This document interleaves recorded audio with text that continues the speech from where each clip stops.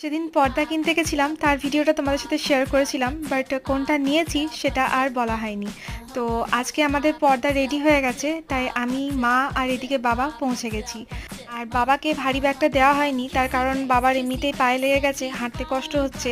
তাই আমি আর মা জিনিসটাকে বয়ে এনেছি। এদিকে বাড়ি পৌঁছে গেছি, এবার তোমার পর্দা লাগানোর পালা। তো প্রথমে শুরু করেছি বাবার রুম থেকে। আর এগুলো আনতে একটু দেরি হয়েছিল, তার কারণ এগুলোকে কাটতে দেওয়া হয়েছিল। যেটা মেনলি দরজার পর্দা ছিল, এত বেশি বড় যে নিচে তোমার পুরো ঘষা যাচ্ছিল। তাই যদি না কাটা হয় তাহলে হয়তো তোমার যখন ঝাঁট টাট দেওয়া হবে তখন নোংরা হবে। সেই জন্যই কেটে তারপরে একদম সাইজ করে নিয়ে এসে এবার তোমার লাগানো হচ্ছে। আর এই দেখো আমার এক্সাইটমেন্ট, দেখতে পাচ্ছ তো কি মজার বিষয় আমার কাছে। যাই হোক, তো চলো এখন বাকি রুমগুলোতেও পর্দা লাগিয়ে দিয়েছি, আর আমার রুমটাতেও আমি পর্দা লাগিয়ে সাজিয়ে ফেলেছি। এই ছিল আমার রুমের দৃশ্য।